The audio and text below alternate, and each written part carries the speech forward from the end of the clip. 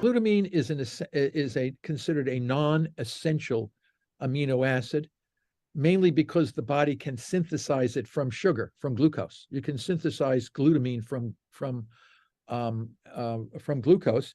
It is the most abundant amino acid in our bloodstream. So if you were to go and have an amino acid analysis of your blood, glutamine would be the #1 amino acid in the blood. Glutamine is essential for the urea cycle. Glutamine is an essential metabolite for our immune system. Glutamine is an essential metabolite for the health and function of our gut. So you need this amino acid. Even though they call it a non-essential amino acid, it is absolutely essential for certain physiological systems. But there is no food that you can eat that would deprive you of glutamine. Okay, period. Glutamine, if you don't, your body's going to make it from sugar anyway.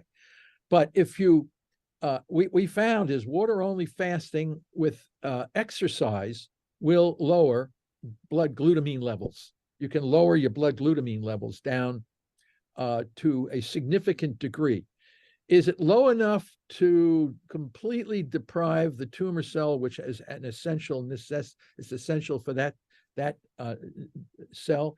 You can't. You got to be careful with it. And this is what that's why we pulsing. The pulsing concept means that you just hit it briefly for certain periods of time to just kill off the tumor cells gradually, deprive them. So if they're already choked on the glucose side, then you can pulse them on the glutamine side and gradually degrade them slower than you would normally, while maintaining the health and vitality of your body.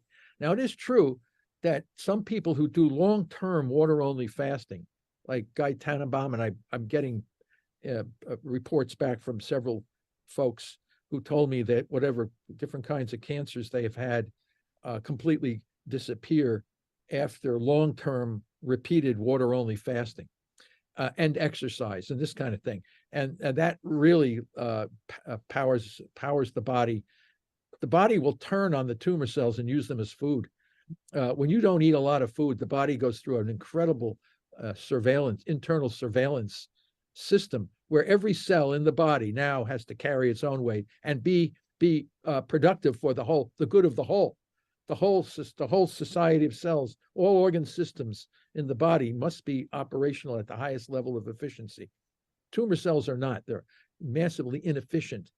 They're consumers of energy in a very inefficient way. So when the surveillance system comes, when you put your body under these restricted conditions, internally they'll go after those tumor cells and destroy them and eat them and just redistribute the fuel in the membranes of the tumor cells for the rest of the body. So, but you have to get into that zone before that happens. And what we find, though, is when some folks are given standards of care, whether it's chemo or radiation, blood sugar goes up through the roof. So the body is making, when you put your body in stress, emotional or physical stress, corticosteroids go up. It's a flight kind of a thing, and that's not good for cancer. So what part of the press pulse therapeutic strategy is stress management as well. Not only are we depriving the fuels by diet and potentially small drugs that we use to target glutamine, but we also reduce emotional stress as part of the overall ability for the body to heal itself. So all of that plays a role. And right now the most powerful drug for glutamine targeting is 6-deoxynorlucine, DON. It's been used in the research community for years. It was used on cancer patients years ago. They said it was too toxic because they gave too high of a dosages under wrong conditions without targeting glucose and not knowing how to use the tool they had. They had a powerful tool and they didn't know how to use it. So they took it off the market and they gave it to little kids and other cancer patients and things. And some people responded really well. But now we know how to use that tool. And that drug should be absolutely a part of the cancer therapy cocktail of treatments, but it's not.